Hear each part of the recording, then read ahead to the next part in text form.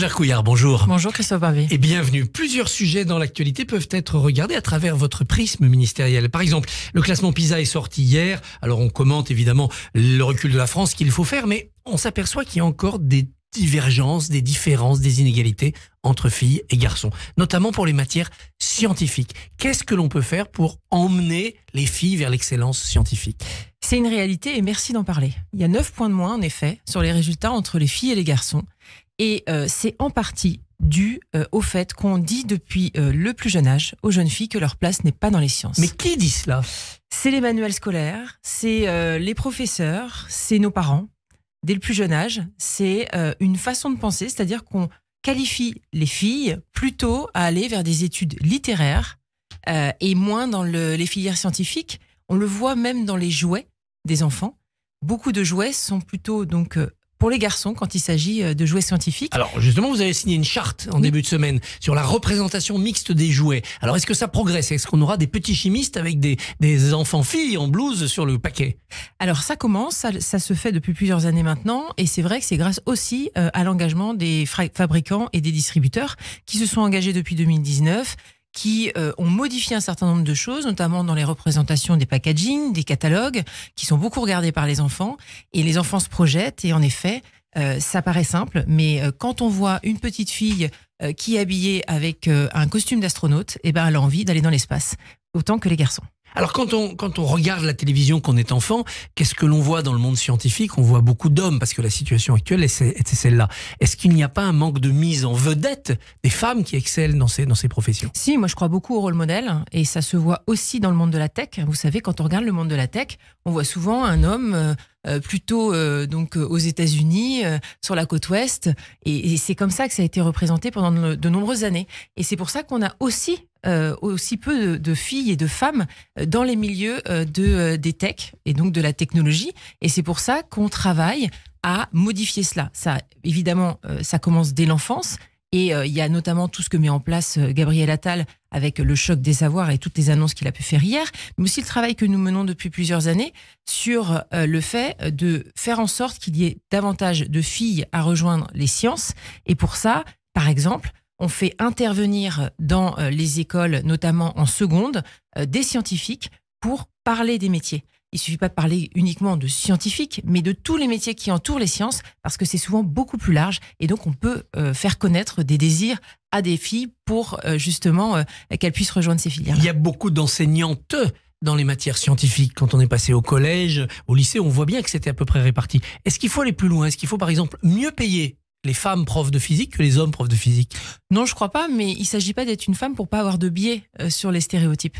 Et donc, je pense qu'il ne s'agit pas d'être un homme et professeur pour avoir ces biais-là. Et donc, c'est la formation complète des enseignants qu'il faut revoir pour aussi faire en sorte de modifier ces stéréotypes et donc rappeler aux professeurs que tous les élèves peuvent avoir une place dans les sciences ou également dans la tech. En étant fille ou garçon, tout dépend évidemment des appétences et pour ça, il faut la donner. Alors sur l'éducation, on voit que revient dans le débat l'idée du redoublement. Certains disent le redoublement, ça peut être discriminant. Est-ce qu'il l'est plus pour une fille qui redouble que pour un garçon qui redouble ? L'idée de prendre une année de retard, est-ce que c'est encore plus mal vécu quand on est une jeune fille ? Alors, je ne sais pas vous répondre sur cette question et en fait, je n'ai jamais pensé que le redoublement était une façon de stigmatiser un élève. Je pense que c'est lui donner une seconde chance parce qu'en fait, quand on prend du retard, ça peut être compliqué et je dois pouvoir vous dire aussi que moi, j'ai redoublé une année dans ma scolarité parce que j'avais besoin de refaire cette année et ça m'a bien servi parce qu'après, j'ai pu prendre une autre direction et me remettre dans le droit chemin. On peut redoubler et devenir ministre. Voilà un message à faire passer ce matin à tous les élèves. L'actualité, c'est aussi une proposition de loi sur le testing portée par le député Marc Ferracci. C'est-à-dire que si on se sent discriminé dans un recrutement, on pourra saisir une instance rattachée au Premier ministre. C'est comme ça que ça va marcher ? Exactement, c'est une volonté qui a été donc donnée par le président de la République. Il l'a rappelé en juin dernier à Marseille, le fait de lutter contre la résignation d'une partie de nos concitoyens. Il faut savoir qu'une personne sur 5 en France, donc un Français sur 5, déclare avoir été discriminé, en particulier dans l'accès au logement et à l'emploi. Et donc, il s'agit d'agir là-dessus parce qu'il est insupportable de continuer comme cela. Alors les associations font le travail, hein. SOS Racisme a beaucoup fait pour le testing. Oui, mais il faut l'organiser, il faut que ce soit plus structuré. Et on voit bien aujourd'hui que malgré le fait d'avoir mis en place un certain nombre de lois, notamment depuis les années 2000, ce n'est pas effectif.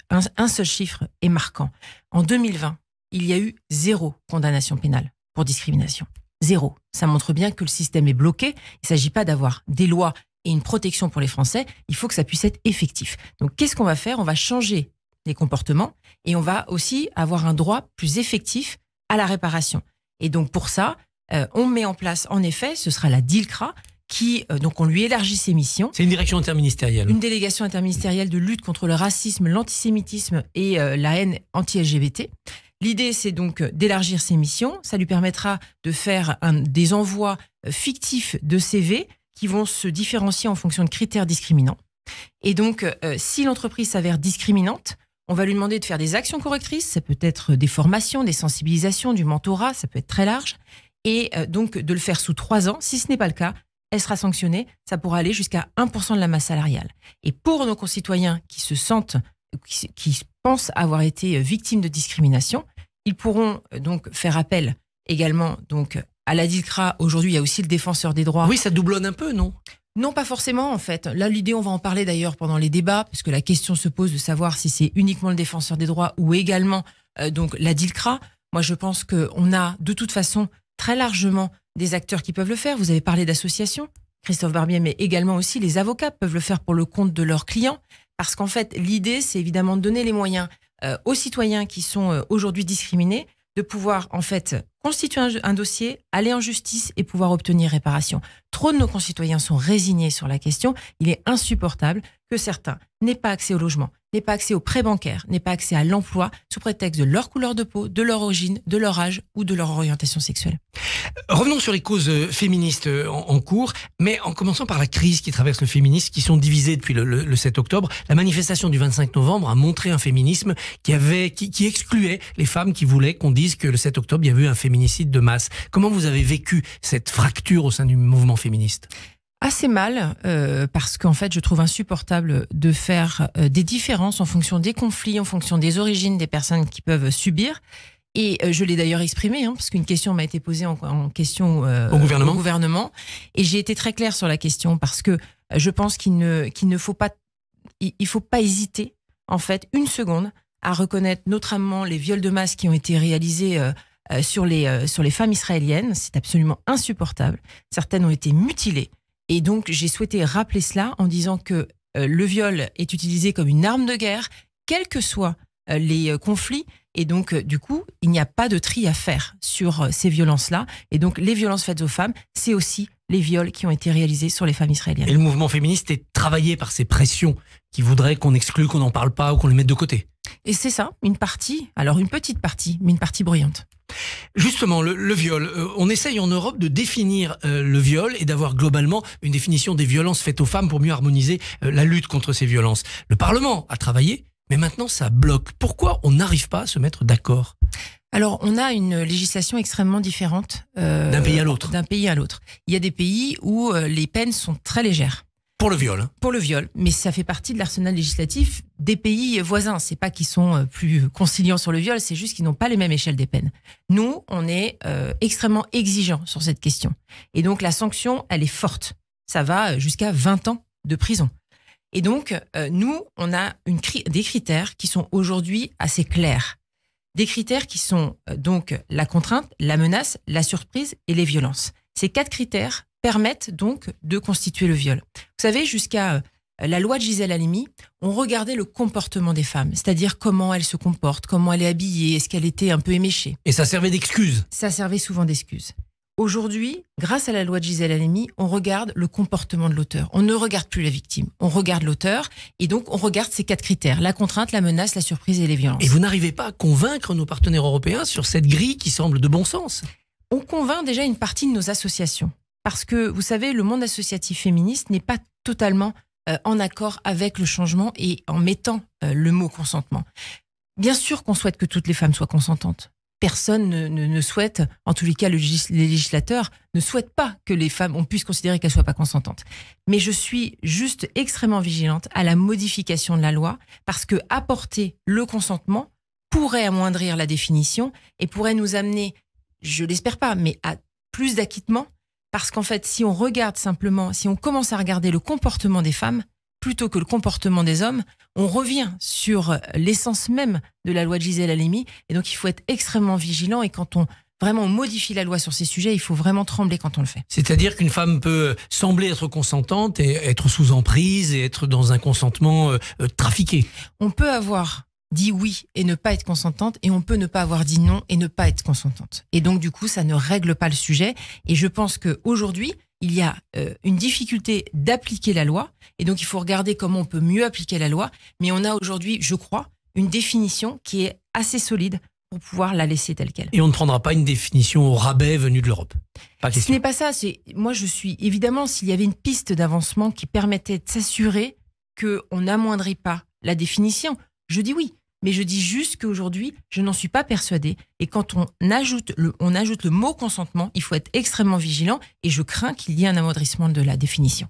Où en est votre combat contre les violences dans le monde de l'industrie du cinéma pornographique? Vous avez lancé ce combat. Est-ce que les retours sont bons? Écoutez, pour l'instant, on travaille très sérieusement dans le groupe de travail. Donc, il y a déjà eu 2 réunions, parce que c'est quand même un groupe de travail qui se réunit tous les 15 jours pendant 6 mois pour avancer notamment sur les 3 objectifs que je m'étais fixés et qui remontent de toute façon des rapports qui ont été remis et par les sénatrices il y a maintenant 18 mois et également par le HCE. C'est de trouver une solution pour retirer les contenus qui comportent des tortures et actes de barbarie. Également permettre le retrait des contenus qui, dont la personne qui est concernée demande le retrait, et donc du coup d'avoir un droit à l'oubli. Exactement.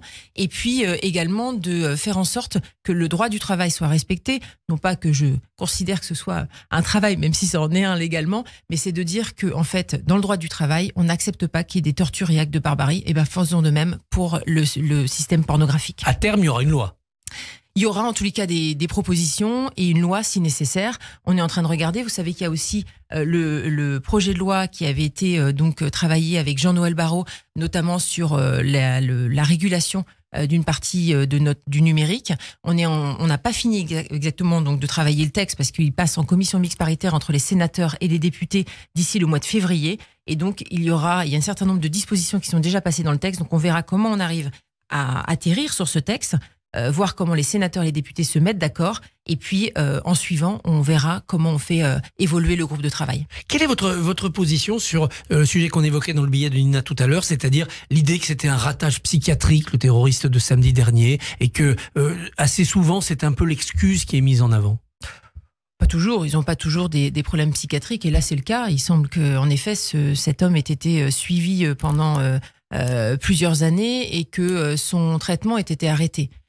J'ai également eu à ma connaissance que la mère la mère donc de ce terroriste avait été à la police pour dire ô combien son fils devrait être suivi et être interné. Donc on voit bien qu'il y avait un souci. Bérangère Couillard, merci et bonne journée. Merci à vous.